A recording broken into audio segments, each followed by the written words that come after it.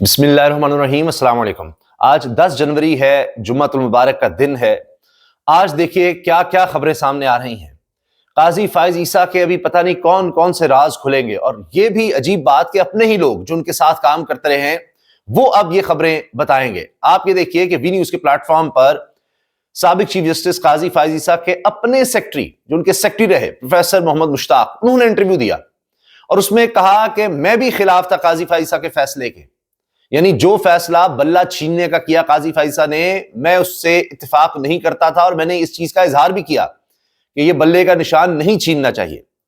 اب آپ اندازہ لگائیے کہ یہ لوگ جو قاضی فائز عیسیٰ کے ساتھ کام کر چکے ہیں وہ بھی یہ کہتے ہیں کہ یہ بلہ چھیننے کا نشان غلط تھا، کیونکہ پاکستان کی تاریخ میں اس سے برا فیصلہ نہیں آیا کہ آپ نے کروڑوں لوگوں سے ان کے ووٹ کا حق چھین لیا، پتہ ہی نہیں کہ ہم اب ووٹ کس طرح سے ڈالیں۔ اور یہی نہیں، قاضی فائز عیسیٰ صاحب کے سامنے سب کچھ ہو رہا تھا، ان کو سب نظر آ رہا تھا، نہ کمپین کرنے دی جا رہی ہے، انسانی حقوق کی پامالی ہو رہی ہے، لیکن وہ تو خود اس میں سب سے آگے تھے۔ پاکستان کی تاریخ کے سب سے متنازع چیف جسٹس بنے کہ بلے کا نشان ہی چھین لیا، کسی نے آج تک یہ کام نہیں کیا، اور اس سے بڑی سہولت کاری ہو ہی نہیں سکتی تھی تحریک انصاف کے مخالفین کی یا سسٹم کی یا نون لیگ کی کہ جی بلے کا نشان چھین لو، اور خیال تھا کہ یہ ایک کام جو قاضی فائز عیسیٰ نے کر دیا ہے یہی کافی ہے اور تحریک انصاف ہار جائے گی۔ لیکن اس کے باوجود تحریک انصاف جیت گئی، پھر فارم 47 کی وہ شلواریں جو ہیں وہ پہنانی پڑی بغیر لاسٹک کے، جس طرح ستور کہتے ہیں۔ تو یہ صورتحال بنی۔ قاضی فائز عیسیٰ صاحب لندن میں جائیں تو وہاں احتجاج ہوتا ہے، وہاں رپورٹ کی جاتی ہے اور پتہ چلتا ہے کہ نہیں جی یہ احتجاج ہی تھا، کوئی اس میں کرمنل ایکٹیویٹی نہیں تھی، پھر شرمندگی کا سامنا کرنا پڑتا ہے، ورنہ کہتے ہیں جی ہم یہ کر دیں گے، ہم ان کے پاسپورٹ بلاک کر دیں گے، ہم نے شکایت کر دی ہے، فلاں کر دی ہے۔ لیکن یہاں چونکہ قاضی فائز عیسیٰ یہاں سہولت کار رہے موجودہ سسٹم کے، انسانی حقوق کی پامالیوں کے 26ویں آئینی ترمیم کے لیے، وہ خود چیف جسٹس رہنا چاہتے تھے، آئینی بینچ کے بھی چیف جسٹس، آئینی عدالت بھی بنوانا چاہتے تھے، اس کے بھی چیف جسٹس رہنا چاہتے تھے۔ تو اس وقت آپ دیکھیے کیا کیا ہوتا رہا۔ مستفین کاظمی جو سینئر ایڈوکیٹ، ان پر جس طرح سے ظلم ہوا، تشدد ہوا، بہرحال سیکرٹری صاحب تو اس کو ڈیفینڈ کرتے رہے کہ جی ان کا کوئی اس میں ہاتھ نہیں تھا جو کچھ ہوا، لیکن اس کے ساتھ جو وہ بیکری میں جو واقعہ ہوا تھا، ڈونٹس بیکری میں، اس میں بڑی عجیب بات اور بڑا انکشاف انہوں نے کیا ہے کہ وہ نوجوان بقول ان کے کہ جی وہ وہاں سے بھاگ گیا تھا، جو بھی اس نے لعنت بھیجی ہے، جو بھی کیا قاضی فائز عیسیٰ پر، تو اس کے بعد یہ ہوا کہ پولیس، ہم نے کمپلینٹ کی تھی، ہم نے انفلوئنس نہیں کیا، بھائی چیف جسٹس کی طرف سے کمپلینٹ ہی جائے گی پولیس کو تو یہی کافی ہے۔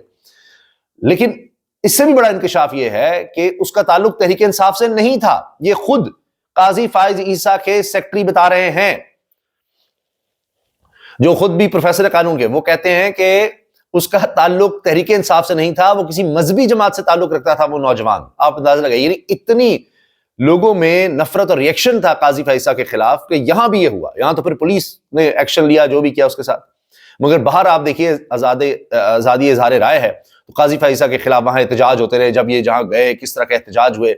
اب نہ قاضی صاحب کے نکل سکتے ہیں، اب کہہ رہے ہیں جی وہ کوئی کتاب لکھ رہے ہیں کوئی ماحولیات پر، اور یہ ہوگا وہ ہوگا۔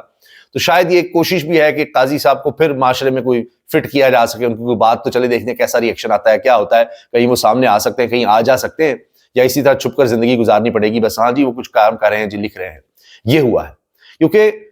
آپ دیکھیں قاضی صاحب کے سامنے جب جاتے تھے کہتے تھے جی وہ لوگ لاپتہ ہو رہے ہیں، فلاں ہو رہا ہے، کہتے تھے کون عمران ریاض، ہمیں نہیں پتا، نہیں میں تو میڈیا دیکھتا ہی نہیں، سوشل میڈیا تو میں دیکھتا ہی نہیں،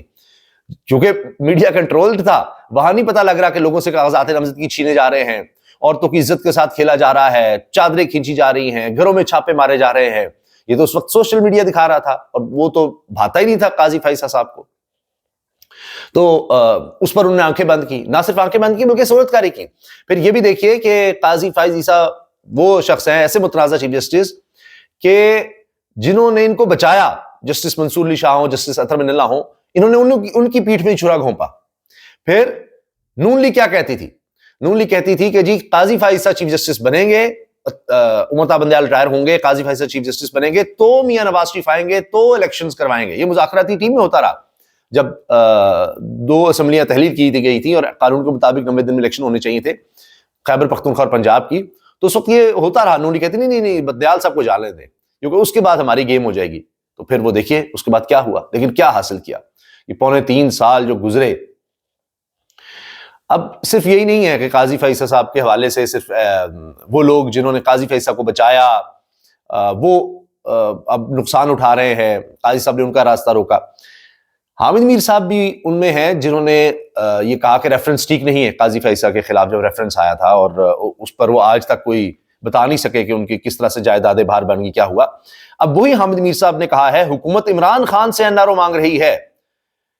آپ اندازہ لگائیے، حکومت عمران خان سے این آر او مانگ رہی ہے۔ یہ بات انہوں نے سنو ٹی وی پر اطہر کاظمی صاحب کے پروگرام میں کہی ہے، اور میں آپ کو وہ سنوا دیتا ہوں۔ یہ ظاہری بات ہے کسی بھی انڈیپینڈنٹ جرنلسٹ کی یہ محبوبہ تو نہیں بن سکتی یہ جو حکومت ہے، لیکن اس حکومت کی ادائیں اور اس کے ناز نخرے دیکھ کے تو آپ اس کی خواہش کا اندازہ لگا سکتے ہیں، اور وہ خواہش یہ ہے کہ حکومت کہہ رہی ہے عمران خان صاحب سے کہ بھائی پلیز ہم تمہیں بہت کچھ دینے کے لیے تیار ہیں، تم بھی تو ہمیں کچھ دو نا۔ تو حکومت سے نظر آ رہا ہے کہ حکومت کہہ رہی ہے کہ ہم تو آپ کو بہت کچھ دینے کو تیار ہیں، تم بھی ہمیں کچھ دو نا۔ تو حکومت عمران خان سے این آر او مانگ رہی ہے، یہ سنیے ان کے جملے ہیں حامد میر صاحب کے۔ حکومت بھی این آر او مانگ رہی ہے، اور وہ این آر او یہ دیکھیے، ہم تمہیں بہت کچھ دینے کے لیے تیار ہیں، تم بھی تو ہمیں کچھ دو نا۔ تو حکومت بھی این آر او مانگ رہی ہے، اور وہ این آر او یہ ہے کہ عمران خان صاحب جو ہے وہ کچھ عرصے کے لیے بنی گالہ میں یا نسیا گلی ریسٹ ہاؤس میں چلے جائیں، اور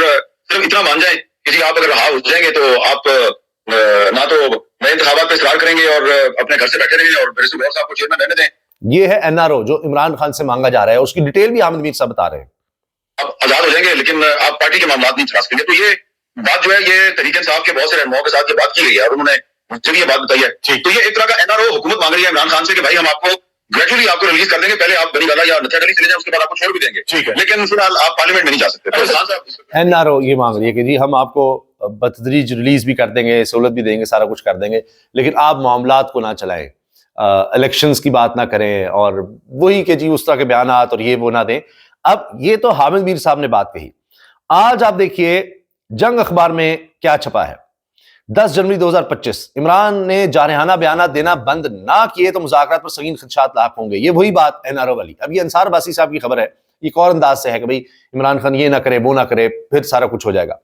اگر عمران خان نے جارحانہ بیانات دینے کا سلسلہ بند نہ کیا تو حکومت اور پی ٹی آئی کے درمیان مذاکرات کا آگے بڑھنا مشکل ہو جائے گا۔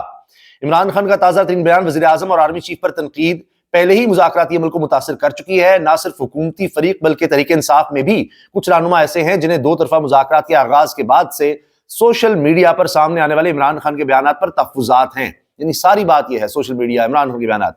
مذاکرات کرنے والی حکومت کی ٹیم کے ترجمان سینیٹر عرفان صدیقی نے رابطہ کرنے پر کہا کہ ہم اب تک یہ بات نہیں سمجھ سکے کہ عین مذاکراتی عمل کے دوران بانی P T I Imran Khan نے اتنا سخت اور اتنا تلخ ٹویٹ کیوں کیا۔ انہوں نے ایک مرتبہ پھر حمود الرحمان کمیشن یاد دلایا، ایک مرتبہ پھر یحییٰ خان کا حوالہ دیا، ایک مرتبہ پھر موجودہ صورتحال کو یحییٰ خان کے دور سے تشبیہ دی، وزیر اعظم شہباز شریف کو جنرل عاصم منیر کی کٹ پتلی اور اردلی قرار دیا۔ اب اسی طرح آگے لکھا ہے کہ جی مذاکراتی عمل کا آغاز ان کے اصرار پر ہوا، ان کی طرف سے 5 دسمبر کو کمیٹی بنی ہے۔ اب اگر عمران خان خود ہی اس طرح کی ٹویٹ کریں گے تو اس کا کیا مطلب لیا جائے گا؟ عرفان صدیقی صاحب کے حوالے سے بتایا ہے کہ جی یہ جو عمران خان کے لوگ ہیں وہ بھی کچھ سمجھتے ہیں کہ جی یہ ٹویٹر جو ہے صحیح طرح ہینڈل نہیں ہو رہا۔ پھر ان میں فواد چودھری بھی ہیں جنہوں نے کہا جی پاکستان میں آ جانا چاہیے۔ تو اصل یہ ہے کہ عمران خان کے بیانات، وہ جیل سے بیٹھ کر بھی بیانات دے رہا ہے تو اس کو کہتے ہیں ہم آپ کو چھوڑ دیتے ہیں، رہا کر دیتے ہیں، بس یہ کام آپ کرنا چھوڑ دیں۔ تو یہ وہ این آر او ہے جو حکومت مانگ رہی ہے عمران خان سے۔ اللہ حافظ۔